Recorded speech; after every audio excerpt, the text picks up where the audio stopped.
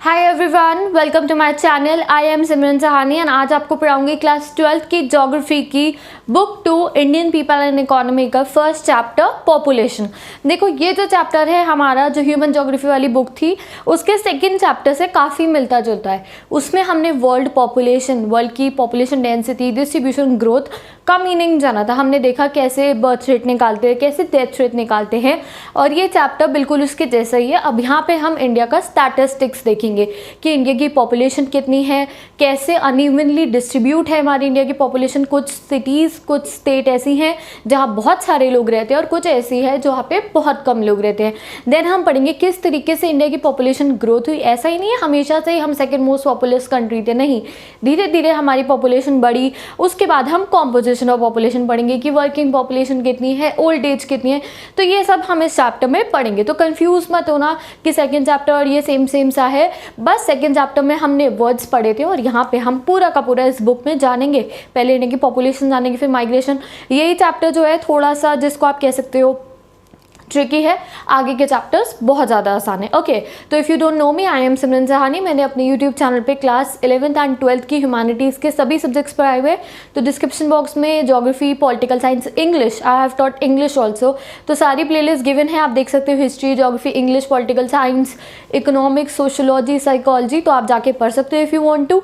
And इस chapter के या किसी भी चैप्टर के, ज्योग्राफी के, हिस्ट्री के, पॉलिटिकल के, अगर आपको नोट्स चाहिए, every subject I am not naming, तो मेरी इंस्टाग्राम आईडी का लिंक दिख रहा होगा आपको स्क्रीन पे, और मेरी इंस्टाग्राम आईडी डिस्क्रिप्शन बॉक्स में भी गिवन है। वहाँ पे फ्री ऑफ कॉस्ट सारे notes, question answer, important map work given है।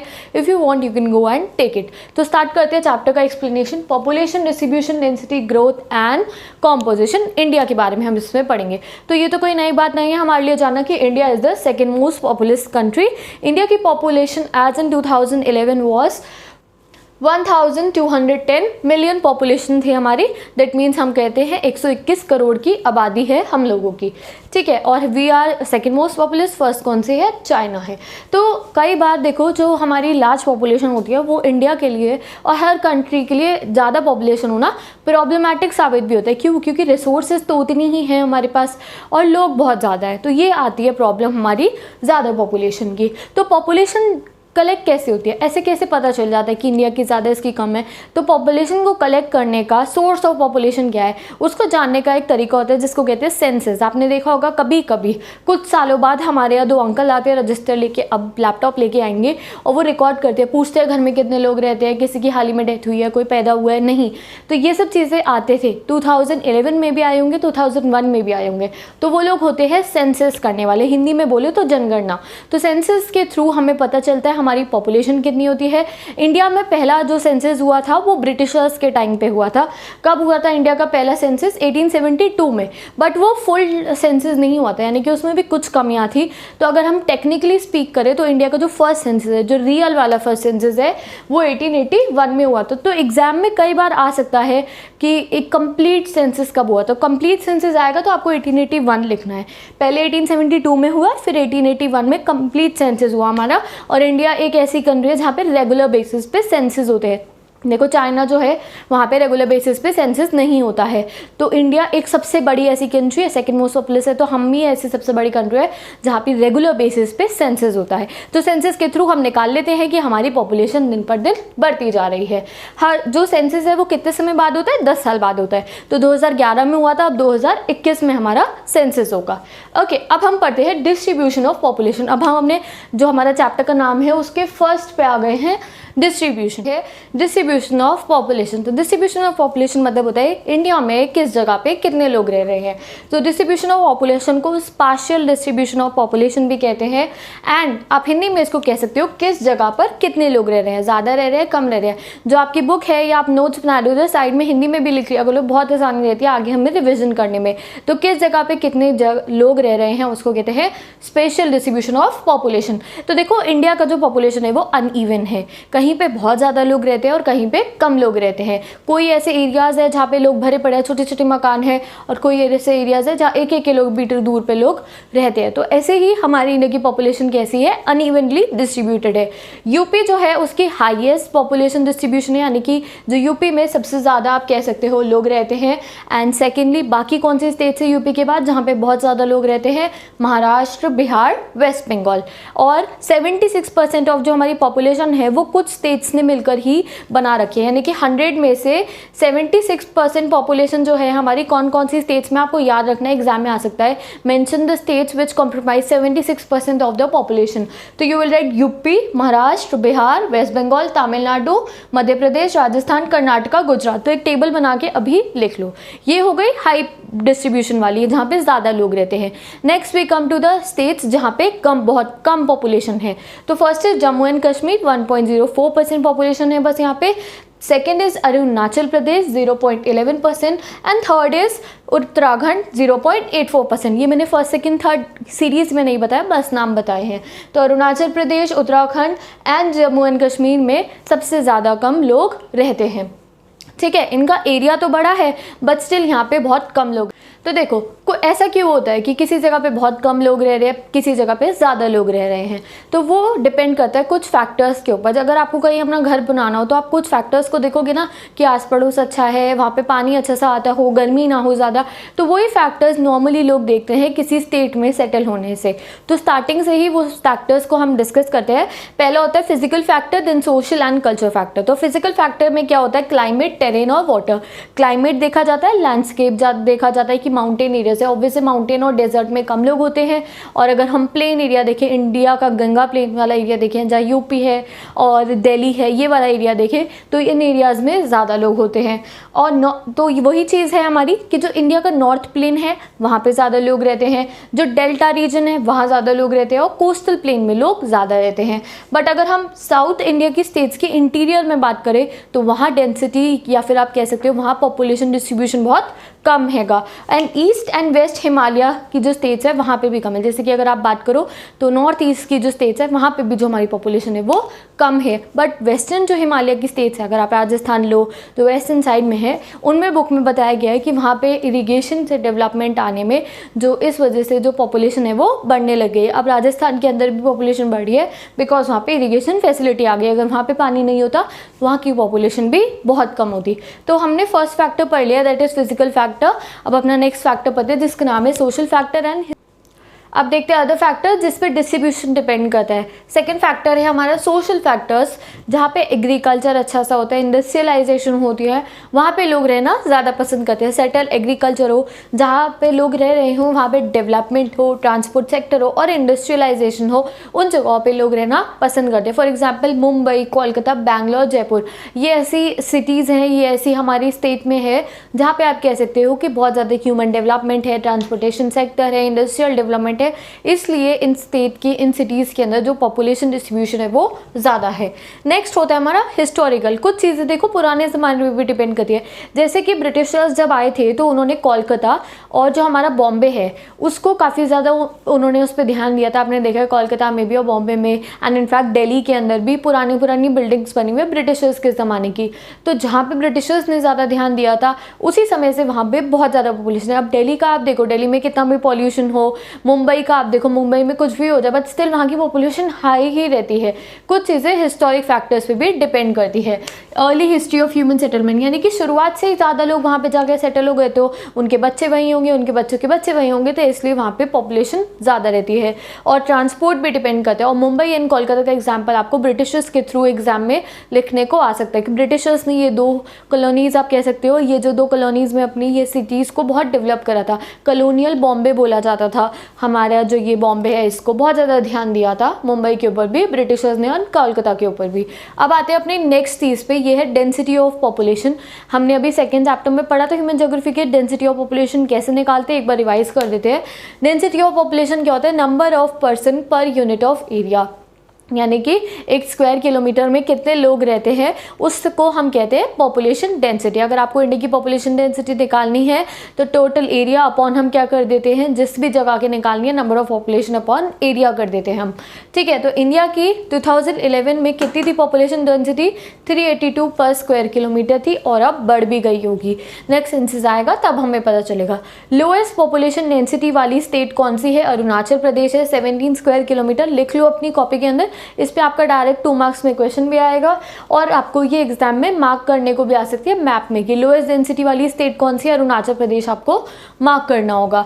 और हाई डेंसिटी की बात करो तो हाई डेंसिटी वाली स्टेट है हमारी बिहार की सबसे ज़्यादा है, उसके बाद वेस्ट बंगाल, केरला, देन यूपी। इनकी जो डेंसिटी ऑफ पॉपुलेशन है वो हाई है। और अगर पूरे इंडिया की ओवरऑल बात करी जाती है तो जो हिमालयन नॉर्थ ईस्ट स्टेट्स हैं उनकी डेंसिटी लो होती है। नॉर्थ ईस्ट स्टेट्स देखिए हमारी जो 7 सिस्टर्स नॉर्थ ईस्ट में, उनकी डेंसिटी लो है एक्सेप्ट असम की डेंसिटी हाई है।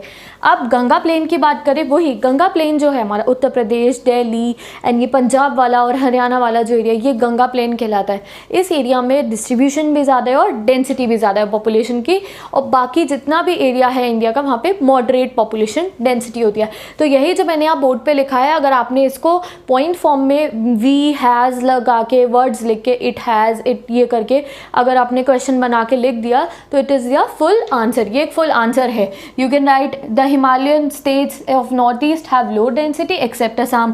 Ganga plains have high density. तो वही कह रही हूँ मैं, is have और लगा के आप इसका सेंटेंस फॉर्म कर सकते हो। नेक्स्ट चीज़, 2 और चीज़ों में हमारी डेंसिटी डिवाइड हो रखी है, एक है फिजियोलॉजिकल डेंसिटी और एक है एग्रीकल्चर डेंसिटी। इनका बस फॉर्मूला लिखने को आता है एग्जाम में 1 मार्कर में। तो फिजियोलॉजिकल डेंसिटी क्या होती है, total population upon net cultivated area, and agriculture density होती है total agricultural population upon net cultivated area. तो इसका फॉर्मूला आपको सीधा सा लर्न कर लेना है। तो यहाँ पे हमारी डेंसिटी ऑफ पॉपुलेशन कंप्लीट हो गया है। अब हमने नेक्स्ट कॉन्सेप्ट पे आ गए हैं, growth of population. Growth of population 2 चीज़ों पे डिपेंड करती है। और ग्रोथ ऑफ पॉपुलेशन क्या होता है, देखो हमने जब चैप्टर पढ़ा था ह्यूमन डेवलपमेंट वाला, तो हमने ग्रोथ एंड डेवलपमेंट का डिफरेंस पढ़ा था। ग्रोथ होता है 2 टाइम पीरियड के बीच में, किसी भी चीज़ को बढ़ने को हम कहते हैं ग्रोथ, ठीक है। ग्रोथ नेगेटिव भी हो सकती है, ग्रोथ पॉजिटिव भी हो सकती है।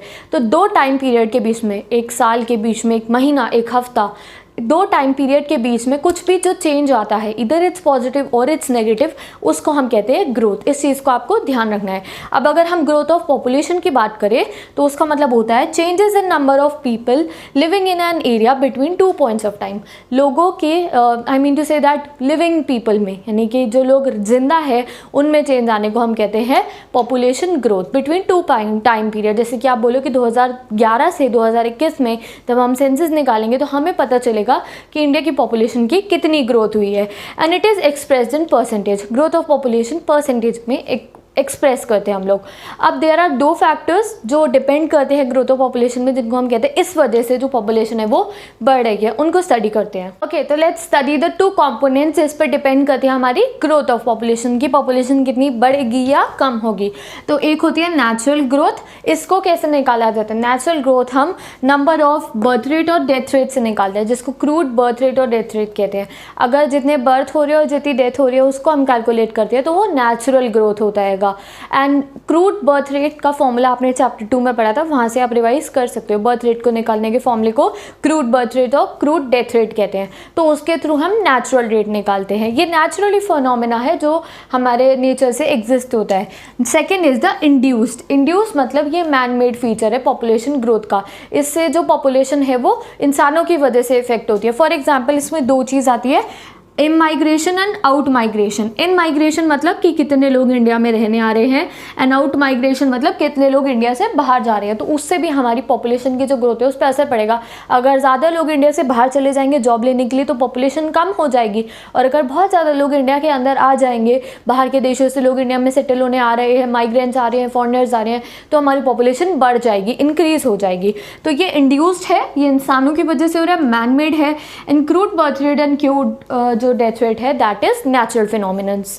तो यहाँ नेचुरल एंड इंड्यूस का डिफरेंस भी आ सकता है आपको, बस इसी को ही आप बीच में से लाइन डाल के ये दोनों डेफिनेशन लिख के एक्सप्लेन कर सकते हो। एक होता है हमारा एनुअल ग्रोथ रेट, तो इंडिया का एनुअल ग्रोथ रेट कितना है 1.64% है हमारे सेंसस 2001-11 के हिसाब से। अब नेक्स्ट सेंसस आएगा तो हमें न्यू डेट्स पता चल जाएंगी।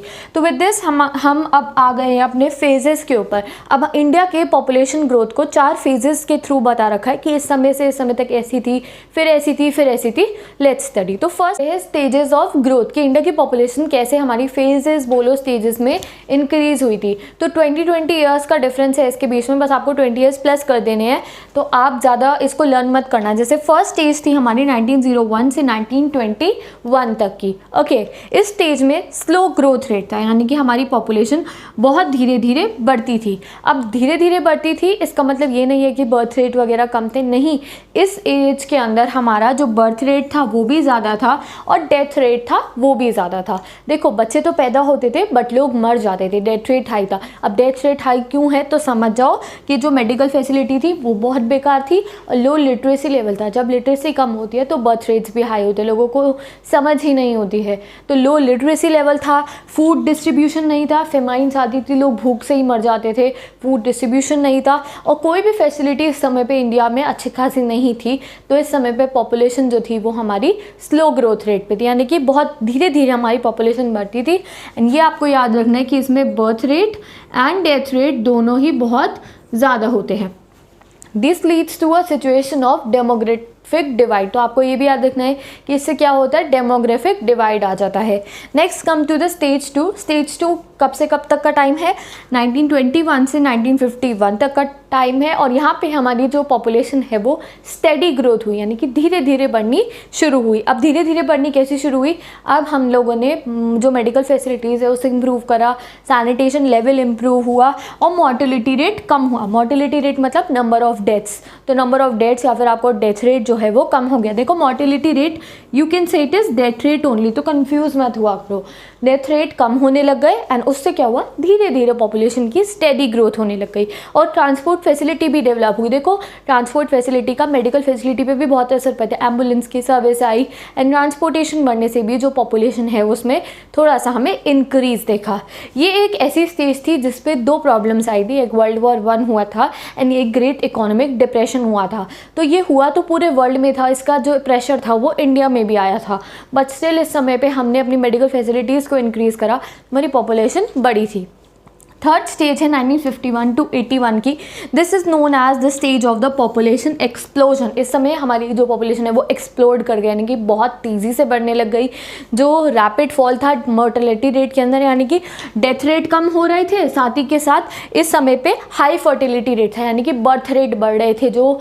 जो मदर्स थी वो ज़्यादा फर्टाइल हो रही थी, आप एक तरीके से कह सकते हो बर्थ रेट बहुत ज़्यादा बढ़ रहा था। देखो यहाँ आप लोगों को कन्फ्यूज़ करने के लिए जोग्राफिकल टर्म्स यूज़ करे जाते हैं।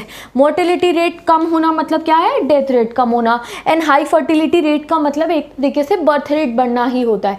तो शॉर्ट आप साइड में लिख लो, जिससे कि जब एग्जाम में पढ़े हो तो तुम्हें जब रिविजन में पढ़े हो तो डिफिकल्टी ना हो। और इंडिया में 5 ईयर प्लान के थ्रू इंडस्ट्रियलाइजेशन लाया गया कि हमारे इंडस्ट्रीज़ लगती हैं, आपने देखा है ना इंडस्ट्रीज़ जहाँ पे होती है उन टाउन्स में पॉपुलेशन बढ़ती है, तो वैसे ही इंडस्ट्रियलाइजेशन आया, 5 ईयर प्लान आया। पहले हमने एग्रीकल्चर को देखा, फिर इंडस्ट्रीज़ को देखा, तो उससे इंडिया में डेवलपमेंट आई और डेवलपमेंट आई तो पॉपुलेशन भी बढ़ी।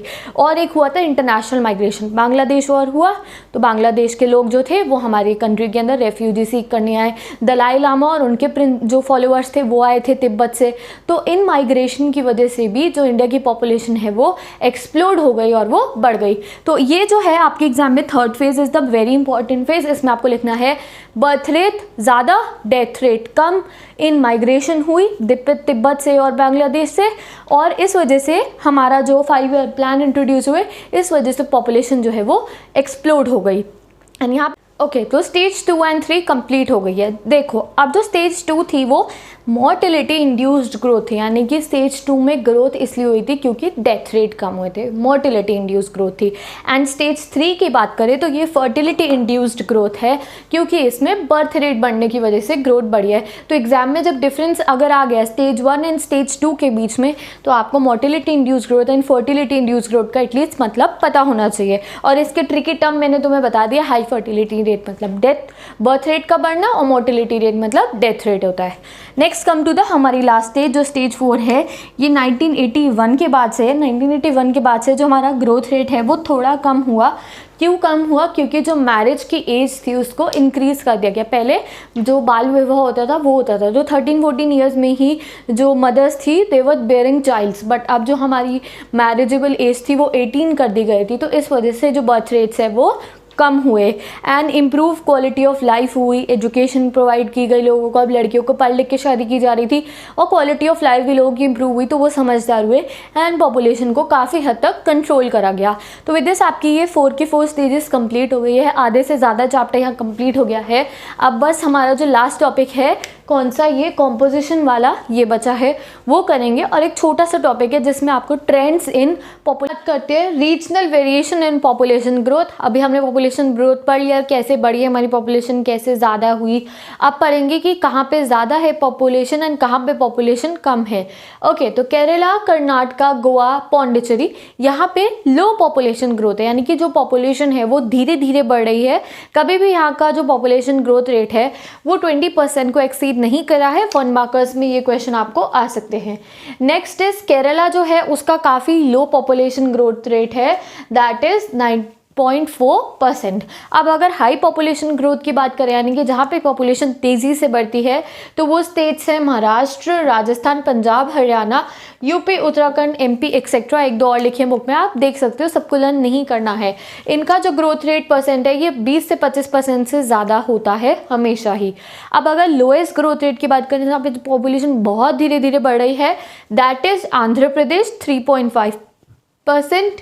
एंड नेक्स्ट इज महाराष्ट्र जो है, वहाँ का जो पॉपुलेशन ग्रोथ रेट है वो सबसे ज़्यादा है, यानी कि बहुत तेज़ी से जो पॉपुलेशन है वो ग्रो कर रही है। यहाँ हमारा half of the topic complete हो गया। अब हमें एडोलेसेंस के बारे में पढ़ाया गया। एडोलेसेंस क्या होती है? जब प्यूबर्टी के बाद जो एज आती है उसे एडोलेसेंस कहते हैं। 10 to 19 ईयर्स ऑफ एज को एडोलेसेंस कहा गया है। तो इंडिया की जो पॉपुलेशन है उनमें से एडोलेसेंट पॉपुलेशन कितनी है? 20.9% पॉपुलेशन एडोलेसेंट है। इसमें से मेल पॉपुलेशन 52.7% मेल है और 47.3% फीमेल है। ये फिगर्स आपको याद करनी है, कॉपी में लिख लो। अब देखो, प्रॉब्लम्स फेस होती है एडोलेसेंस लाइफ में। बच्चे कहते हैं ना बिगड़ जाते हैं, वो that is the same thing. किसी को मेडिकल प्रॉब्लम्स आती है, मेडिकल इश्यूज़ आते हैं, किसी को फिजिकल इश्यूज़ आते हैं, कोई क्राइम में पड़ जाता है, तो वो सब प्रॉब्लम्स के बारे में बताया गया। देन उसके सॉल्यूशन क्या हमारी गवर्नमेंट ने करा है। देखो, सबसे बढ़िया तरीका है एडोलेसेंट लाइफ को अच्छा बनाने का, दैट इज़ प्रोवाइडिंग एजुकेशन। बच्चा एजुकेटेड होगा तो उनको समझ होगी उन्हें क्या करना है एंड क्या नहीं करना है। तो फर्स्ट इज जो प्रॉब्लम आती है एडोलेसेंस में, लो एज मैरिज। कई बार लड़कियों की जल्दी शादी करा दी जाती है तो आगे उनकी हेल्थ पे भी प्रॉब्लम आती है एंड ये सोशल कल्चरली भी प्रॉब्लमेटिक होता है। इलिटरेसी सबसे बड़ी दिक्कत है, मैंने कहा ना एजुकेशन इंपॉर्टेंट है। Female illiteracy is also another factor. Social school drop outs, कई बच्चे जो है एडोलेसेंट यानी कि इस उम्र के बाद 5th क्लास के 6th क्लास के पढ़ने के बाद आप कह सकते हो जो स्कूल है उनके पेरेंट्स छुड़वा देते, क्योंकि उनको क्या कहते हैं फ्री स्कूल्स ही नहीं होते हैं, तो वो बेचारे उन पे पैसा ही नहीं होता है, उन्हें स्कूल से निकलवा देते हैं। और देखो ओवरऑल यही है, देखो कि education is the tool to avoid all the problems during adolescence. High rate of HIV AIDS, यानी कि कई बच्चे एडोलेसेंस के टाइम पे they don't know any knowledge, इस वजह से उनको प्रॉब्लमेटिक डिजीजेस भी हो जाती हैं। Physical and mental disability, pressurised हो जाते हैं, सुसाइड कर लेते हैं, मेंटली बहुत प्रेशराइज होते हैं, डिप्रेशन में चले जाते हैं। आजकल की प्रॉब्लम्स बढ़ रही है। कई लोग ड्रग अब्यूज़ में पड़ जाते हैं, अल्कोहल, वीड और स्मोकिंग एंड ऑल दैट, इसमें पड़ जाते हैं बच्चे।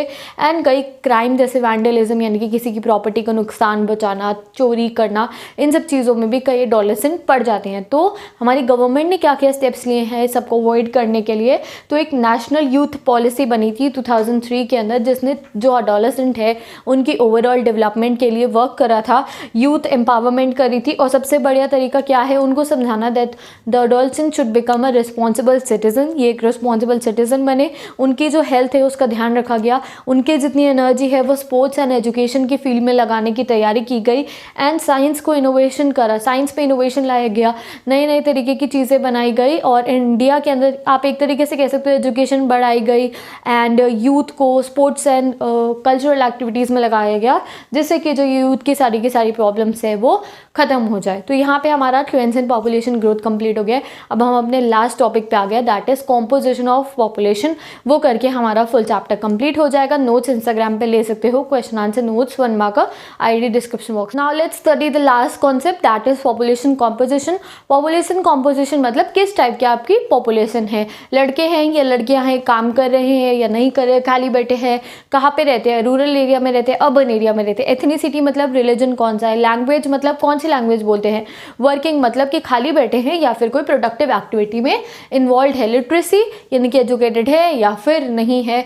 This is the you can say factors affecting the population composition. जैसे तुम कहते हो तुम्हारे घर में कैसी कॉम्पोजिशन, तुम कहोगे एक लड़का एक लड़की है, मैं मेरा भाई हूँ, मेरी मम्मी है, मेरे पापा हैं, मेरे पापा वर्किंग है एंड मेरी मदर हाउस वाइफ है। जैसे कि तुम नॉर्मली बता रहे हो कि तुम्हारे घर में वी आर हिंदू, तो एक तरीके से तुम अपनी पॉपुलेशन कॉम्पोजिशन डिफाइन करो अपने हाउस लेवल पे। वैसे ही हम पूरे वर्ल्ड या आई मीन टू से इंडियन लेवल पे पढ़ेंगे किस टाइप की पॉपुलेशन है इंडिया की। तो सबसे पहले इसमें आता है रूरल अर्बन पॉपुलेशन, कितने लोग रूरल एरियाज में रहते हैं, कितने लोग अर्बन एरियाज में रहते हैं। तो इंडिया के अंदर बहुत ज़्यादा लोग रूरल एरिया यानी कि गाँव में रहते हैं, almost 68.8% people live in the rural areas. Maharashtra और तमिलनाडु की बात करें तो वहाँ पे रूरल एरियाज में कम लोग रहते हैं, एंड हिमाचल प्रदेश, बिहार, सिक्किम में रूरल एरियाज में लोग ज़्यादा रहते हैं। देखो ये क्या है, ये तुम्हारा सीधा साधा आंसर लिखा हुआ है, वही इज हैव इट इज लगा के तुम इसको पूरा सेंटेंस फॉर्म में बना सकते हो, that in Himachal Pradesh, Bihar and Sikkim there are large number of rural population and in Maharashtra, Tamil Nadu there is less number of rural population. So as it is, अगर तुमने ये बोर्ड पे भी जो मैंने लिखा है वो कीवर्ड्स बना के लिख लिया तो तुम्हारा काम बहुत ज़्यादा आसान हो जाएगा, बुक खोलने की तुम्हें कोई ज़रूरत ही नहीं है।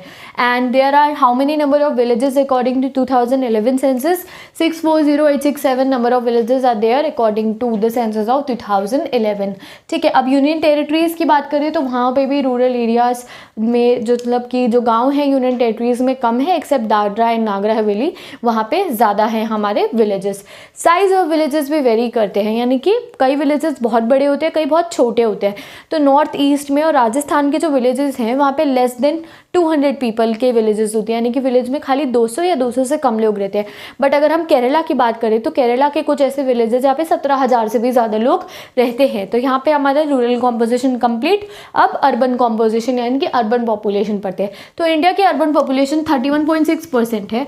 देखा जाए तो ये बहुत लो है, but it is rapidly increasing, ये बहुत जल्दी जल्दी इंक्रीज़ कर रही है। अब इंक्रीज़ क्यों कर रही है, we all know rural areas से अर्बन एरिया बेटर होते हैं, अर्बन एरिया में ज़्यादा इकोनॉमिक डेवलपमेंट होता है, मेडिकल फैसिलिटी ज़्यादा, सैनिटेशन ज़्यादा, हाइजीन कंडीशन ज़्यादा और एम्प्लॉयमेंट अपॉर्चुनिटीज ज़्यादा, इसलिए लोग रूरल टू अर्बन माइग्रेट करके वहाँ पे जाके सेटल हो जाते हैं। Rural urban composition complete. Next is the linguistic composition, यानी कि कैसी लैंग्वेज बोलने वाले लोग हैं। तो Grierson maybe I am pronouncing wrong, तो उन्होंने एक लैंग्वेज सर्वे करा था 1903 to 1928 तक वो सर्वे चला था, एंड उसके हिसाब से 1 मार्कर आ गया। हमारी कितनी लैंग्वेज है, 179 लैंग्वेज एंड 544 डायलेक्ट्स है। ठीक है, तो ये आपको 1 मार्कर में आ सकता है। There are 22 schedule languages and other are the non schedule languages. और स्केड्यूल लैंग्वेजेस में से हिंदी सबसे ज़्यादा बोली जाती है एंड संस्कृत एंड कश्मीरी सबसे कम बोली जाती है। उसके बाद आपका एक टेबल गिवन है बुक के अंदर, उसको खोल लो एंड जस्ट रीड करो उसको। हमारी next is the family composition, यानी कि कौन कौन सी फैमिलीज कौन सी लैंग्वेज बोलती है। तो मेनली 4 पार्ट में हमारा डिवाइडेड है, लैंग्वेटिक फैमिलीज, लिंग्विस्टिक फैमिलीज, कुछ भी कह सकते हो आप उसको। उस टेबल को रीड करो। फर्स्ट इज ऑस्ट्रिक, उनको 1.38% है ये लोग। मोन केमार, काफ़ी इसकी सब फील्ड्स पे गिवन है, देखो ये बस रीडिंग पर्पज़ का आप रीड करो एंड इनकी आपको जो कंपोजिशन है, जो ये फिगर है, ये आपको याद रखनी है। नेक्स्ट इज द्रविडियन यानी कि द्रविड़ा 20% है ये। इनकी दो स्टेट लर्न कर लेना, मैंने पूरा यहाँ टेबल नहीं बनाया है, देयर वाज नो नीड, इतना डीप में नहीं जाना है, बस इनका नाम ऑस्ट्रिक, सेकंड इज द्रविडियन, इनकी परसेंटेज और दो स्टेट के नाम। थर्ड इज साइनो तिब्बतियन 0.8% और इनकी 85% इनकी 2 स्टेट लर्न करना।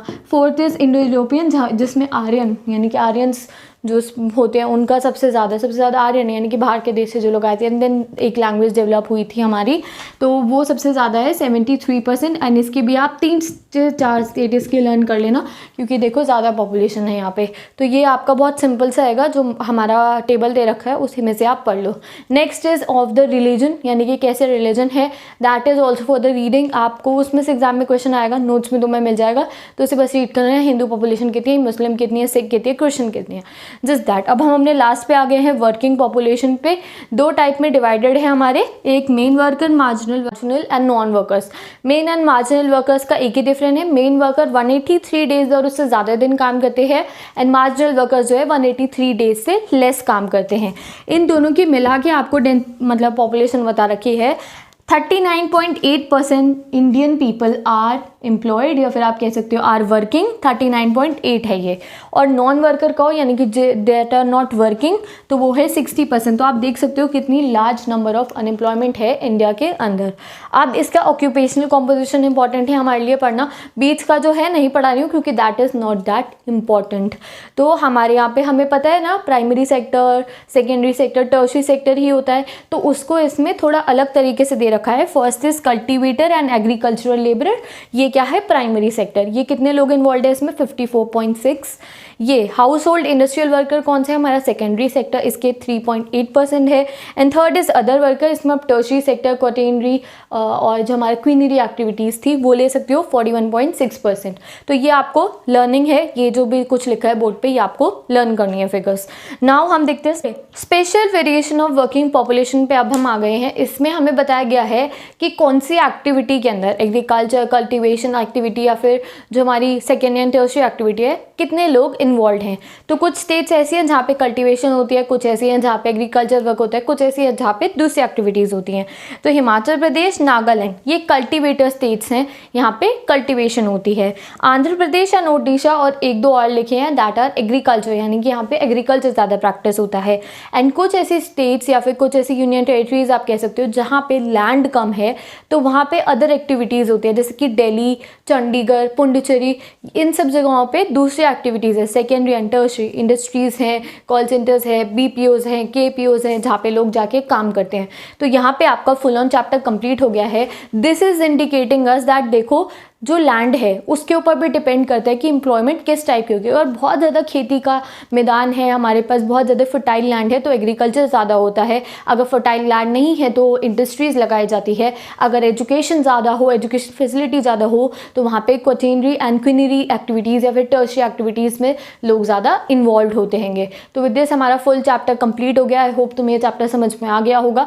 जो रिलीजन वाला मैंने आपको नहीं पढ़ाया है इस टॉपिक में, उसको बस आपको रीड करना है, कितनी पॉपुलेशन कौन से रिलीजन की है, नोट्स में आपको मिल जाएगा। So with this I am ending today's video. I hope तुम्हें एक्सप्लेनेशन अच्छा लगा होगा। अच्छा लगा है तो वीडियो को लाइक कर देना and please guys share this video with all your classmates. हम ज्योग्राफी बिल्कुल अब खत्म ही करने वाली है। डिस्क्रिप्शन बॉक्स में ज्योग्राफी की प्लेलिस्ट बनी हुई है, वहाँ से आप ह्यूमन ज्योग्राफी वाली बुक के सारे चैप्टर्स पढ़ सकते हो, इंडियन इकोनॉमी वाली बुक के भी सारे चैप्टर्स आप पढ़ सकते हो। ज्योग्राफी के important questions, map based question की वीडियोस अलग हैं, वो भी आप जो ज्योग्राफी प्लेलिस्ट है उसमें जाके चेक कर सकते हो। मैं सभी चैप्टर्स की बना रही हूँ। So with this I am ending today's video. बाकी चैप्टर्स पढ़ने हैं तो भी प्लेलिस्ट देख सकते हो। बाकी चैप्टर के नोट्स चाहिए, दूसरे सब्जेक्ट के नोट्स चाहिए, इंस्टाग्राम पे सब कुछ आपको मिल जाएगा। So let's say bye bye and I'll meet you in next video. Best of luck and start studying.